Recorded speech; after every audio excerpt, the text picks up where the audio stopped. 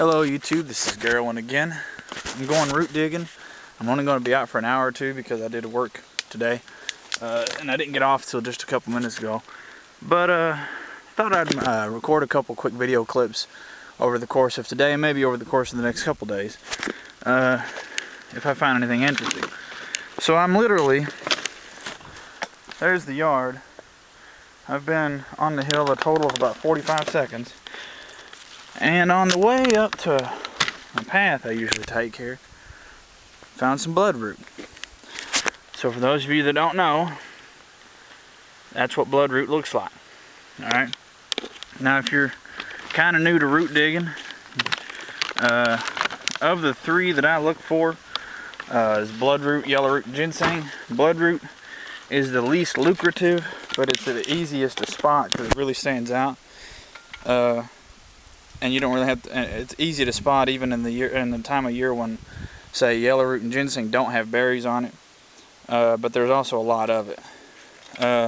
If you're new to root digging, this right here or a tool like it is probably the easiest thing you can get. You can pull away the plant material here, find out where the root's going to, and whack it in on the far side of it and pry up. So yeah, once I get a root dug up, I'll show you why it's called bloodroot. Alright, so this is a bloodroot. This one actually had two plants and I accidentally broke a piece off. But, dang it. But when you break it, I don't know, did I break? When you break it, or cut the skin of it, you can see that it's kind of a bright red color in there. That's bloodroot. So what I normally do is when I take it, I'll just break. With ginseng yellowroot, I replant the berries. With bloodroot, since there are no berries, just take a little piece of the root, cut it off, and replant it. That way you're not just killing the plant. You're going to leave something to grow back the next year. So I just thought I would take a quick second to go ahead and show you, because I broke this root off and put it back in the ground, how it kind of looks blood red on the end of it there. So that's bloodroot.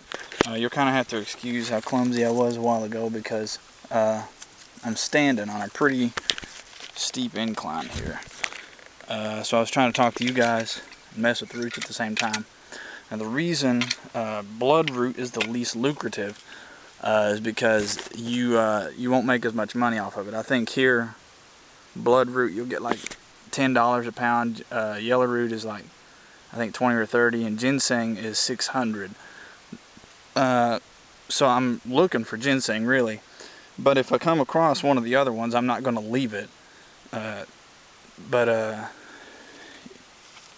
Yeah, we'll see what happens. Wanted to show you guys something here. There's a lot of plants out here that look kind of like ginseng, some of them that look a lot like it. But I want to show you something here.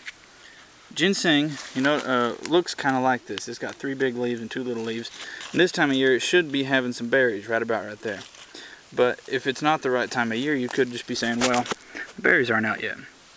Well, you see how this has a woody stalk? It's got like bark on it. That is not ginseng. Ginseng has a green soft stalk, kind of like the bloodroot I dug a minute ago. So that's one thing to look for. If you see a leaf pattern that looks like ginseng, check to see what kind of stalk it's got before you go digging and disappoint yourself. Because believe it or not, the weeds, roots, will go way deeper than the plants you're looking for. Ginseng, bloodroot, yellowroot, they'll be just an inch or two and it'll be one big root that you pull up. These weeds will mislead you, so if you're not sure that it's not ginseng, you might go following this big long skinny thing that you think is a stalk, and all of a sudden you realize you just spent 5 minutes digging up a 2-foot long root to a weed. So yeah. Now, as I may have alluded to earlier, root digging, like hunting, is not a get rich quick, take as much as you can scheme. You have to be responsible, especially if you own land, because you know what? I'm going to be here a while. Many, many more years. And I would like to be able to come up here more than one time and dig bloodroot or ginseng. So, as a general rule of thumb, you need to exercise a little bit of discipline. Leave pieces of the big roots that you do take so that they grow back next year. Plant the berries on yellow root and ginseng if they have them. And if you spot a plant like this, just out of curiosity, if you dig it up, the good thing to do is not to start scraping around the stalk because you might cut it. This was a good one because it's got soft soil. You just dig in 3 or 4 inches away from the stalk and lift up. And then you can kind of dig through here and find the root. And we found the root, but I don't want that. That's a young plant, a tiny root. By the time it dries, it's going to be a fraction of an ounce. So we're going to replant this guy. Leave him alone. Plant might die off because we uncovered it, but you know what? It's probably going to come back in a few years. And maybe I'll have a bigger patch in this spot later on. Quick side note. For those of you who have watched my channel for more than 2 seconds, you know I'm a gun guy. And I'm going to make a recommendation as far as firearms go for being your woods gun. Now, I have been known to carry an AR-15. The choice is yours, but if you choose to carry a handgun, which is what I'm doing today because I need my hands free, I highly recommend that you invest in rat shot. Alright? Let me show you what rat shot is. This is a regular 357 Magnum round. Now, for those of you who don't know, a pistol that is chambered for 357 Magnum can also shoot 38 special ammunition, but not the other way around. Rat shot is like a miniature shotgun shell for your pistol. Won't hurt the rifling. This is just lead and plastic, and your barrel is steel. And it's a lot easier. If you're climbing up an incline like this, you might come face to face with a copperhead. It's a lot easier to jerk that pistol out and blow him away with rat shot. Because if you shoot him with that 357 Magnum round and you miss by ½ an inch, you've missed. End of story, and you might get bit right in the face. That rat shot is like a mini shotgun shell. And because it's such a small caliber round on a short barrel, at a 2-foot distance, you're going to have a pattern about the size of your hand, so you don't have to be deadly accurate. So, yeah, if you're out in the woods and you carry a handgun, I highly recommend you at least keep a couple rounds of rat shot in the first 2 slots for snakes. So this is a mayapple plant. You can also dig mayapple and sell it. It doesn't sell for much. It sells for even less than bloodroot. The guy here told me he'd pay me $2 or $3 a pound. And I just decided it wasn't worth the work. Even though I'm out in the woods, I tried digging a couple of these plants. Now, this one might not be too bad because it's one solitary plant. But especially if you get into a patch, you might look around and say, oh, well, there's a million of these. These roots go deep and they get big. And it takes a lot of effort to get the whole root out without breaking it up into pieces and chunks. And for $2 to $3 a pound, once you dry those roots out, you might have you're going to have less than an ounce per root. And as much work as it takes to get them out, I just decided it wasn't worth it. Now, if they sell 4 more in your area, by all means go for it. Now, in the early spring, these are one of the first plants that you'll see coming up, but they don't look like this when they come up. They have these leaves, but they're smaller, obviously, and they kind of look like little green mushrooms at a distance. And you might see a patch of them where there'll be 100 of them, and because their leaves will be, well, I broke one, but their leaves will be folded down to their sides. So at a distance, they kind of look like green, shiny mushrooms until their leaves actually open up. So anyway, that is a mayapple plant. You can dig the root and sell it. I just decided it wasn't worth my time. So if you live in a forest that may have a lot of pines, now I'm just coming through here because I'm going somewhere else, but don't expect to find much underneath pine trees. There's not a lot of stuff that will grow because the pine needles, when they hit the ground, are acidic. And you'll notice that, 20 feet that way, and then right underneath this pine tree, it's pretty well barren. So if you see pine trees off in the distance and you're looking for plants to harvest, avoid pine trees. So I wanted to show you guys something, because I forgot to point it out earlier when I was talking about bloodroot. Bloodroot, when it first comes up, when it's a young plant, its shape changes a little bit because it's so complex, I guess. Now here's a young plant, alright? And then you can see the progressively older plants get some more ridges in them.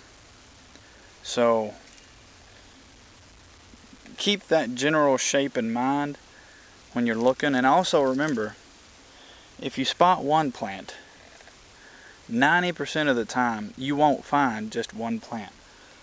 Stop and look around, and I'll bet you'll probably find more. So anyway, just wanted to point out that as it matures, bloodroot does look a little bit different. If you're root digging, you're probably in an environment like this in the summer, which means, guess what? Bugs. Just wanted to take 2 seconds to say, buy some of this.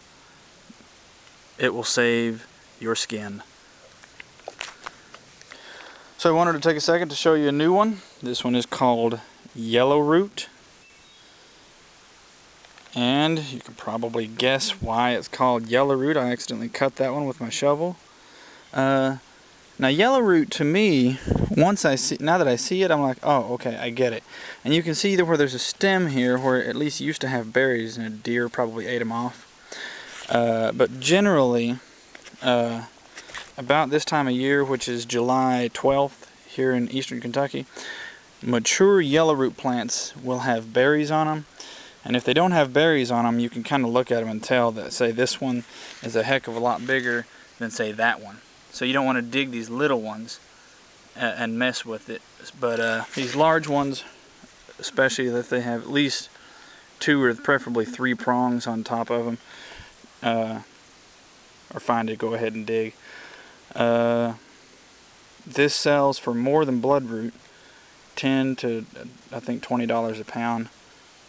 Oh no, bloodroot was $8 to $10. Yellow root was $20 to $30, and ginseng is $600 a pound. So we're making some progress, but haven't spotted any ginseng yet. But you see the environment I found a big patch of yellow root in? Close to water, sandy soil. So spotty shade, no direct sunlight. So yeah, keep your eyes open. See this plant with the little white flower looking things on the stalk there? There's a small one here with no flowers. That is what we call nettleweed. Don't touch it. You can't see them, but there are tiny little hairs all over it that are thorns, and they will stick into you like fiberglass and burn like a bee sting for just a few seconds and itch afterward. And there's not really any way to pull them out because you can't see them. So that is nettleweed. Alright, so once you're back, you've got your roots here. I've got a mix of bloodroot and yellow root in here.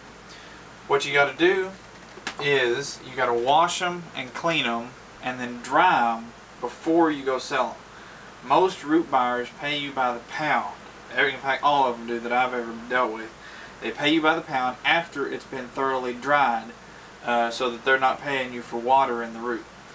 So it's best to clean them as soon as possible after you get them out of the ground, because in just a day's time, yellow root can go from looking like this to looking like this. Now this one got cleaned, but now imagine if it had shrunk up like this and I had not taken the time to brush the dirt off of it. You can't get them clean if you don't do it before they dry up. So under some running water, or fill a bowl with cool water and pull out each root individually and look at it and make sure that you don't have like root fragments from another plant that may have been growing next to it. Alright, make sure that you only have the root that you want, and just hold it under the running water and just use a toothbrush and brush it and get it as clean as you can get it.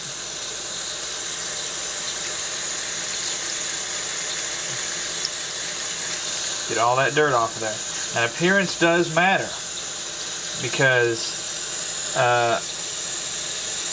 the people who pay you for these roots they have the option of not taking them or offering you a better price if your roots are clean or dirty. I have gone with people before together to go sell our roots and made more per pound than they did because I took the time to brush mine off and clean the dirt off of it. Don't forget to get the dirt and crud off the little long tendrils here. Now you're not going to get every bit of brown off here. Even though it's called yellow root, it's not going to be perfectly uniformly yellow all over. But get it reasonably as clean as you can get it. And once you're done, set it off to the side.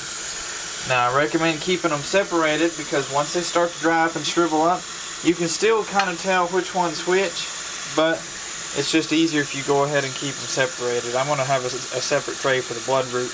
We didn't get any ginseng today. I just got bloodroot and yellow root. So I'll take up a bloodroot here. Here's a bloodroot. Alright, same deal.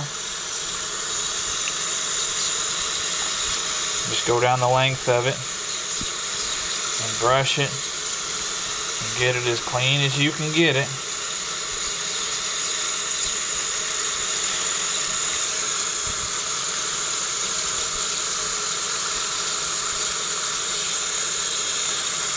And then once you've got it clean, you set them off to the side.